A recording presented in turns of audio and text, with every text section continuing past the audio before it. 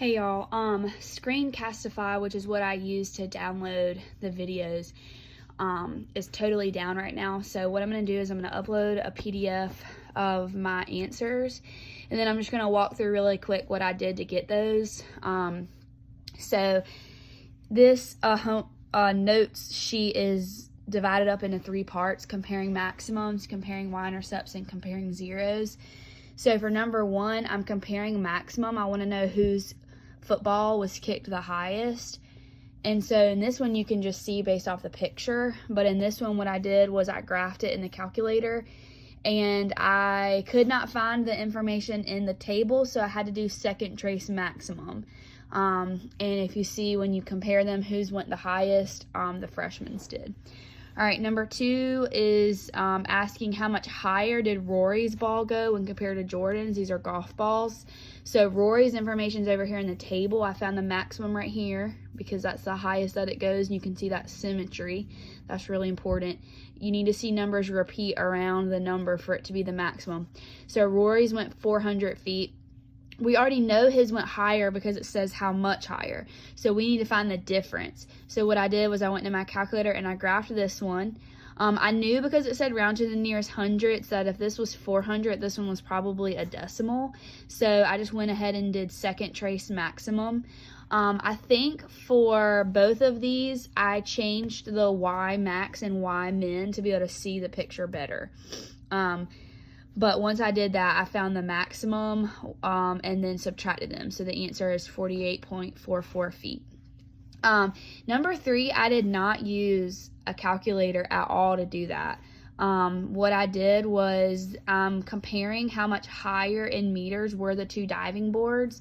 So here's the first equation for the diver, and here's the second table for the second diver.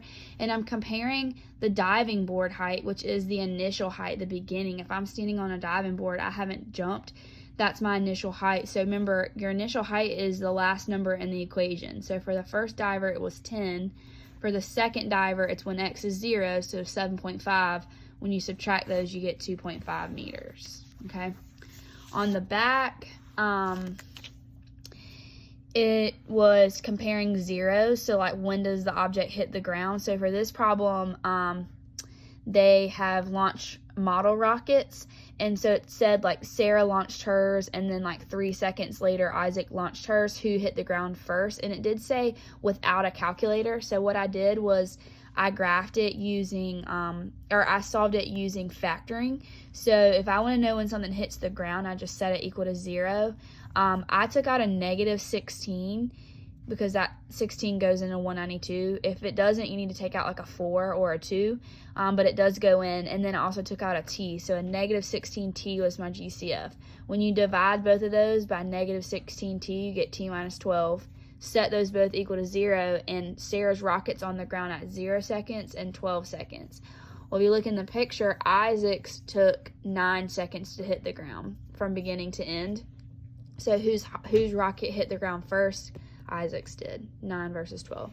I did go to my calculator and I graphed it, and I went to the table and double checked that 12 seconds was when it hit the ground, and it is.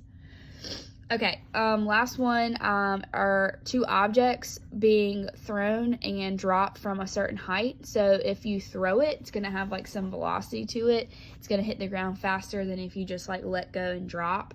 And so it says how many seconds earlier did the thrown drop object reach the ground compared to the dropped object. The thrown object, reached the ground compared to the dropped object. So what I did was I graphed them in order. So I graphed the thrown object into my calculator and saw from the table and the graph, honestly, that it hit the ground in 2 seconds. And then I did the dropped object, and I saw that it hit the ground in 3.16 seconds.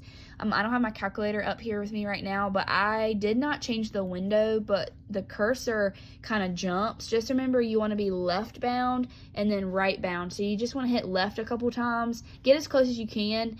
Hit left a couple times, and then you should be good. Go back, hit right.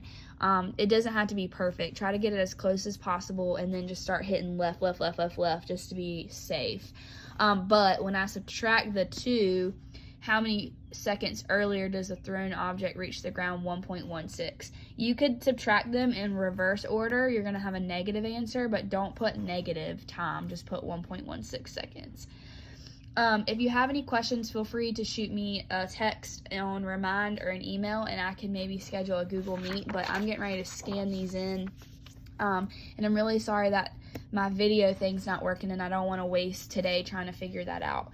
But there are homework problems that y'all need to complete with comparing quadratics. And I don't think that it's on the quiz. I'll let you know for sure tomorrow, because the next thing y'all are going to do is a word problem review before the quiz. That will be due, I think, Friday by midnight, and then the quiz will be due Monday by midnight. So let me know if you have any questions. I'm really sorry about this again, but I'd rather get this out than wait. So have a great week.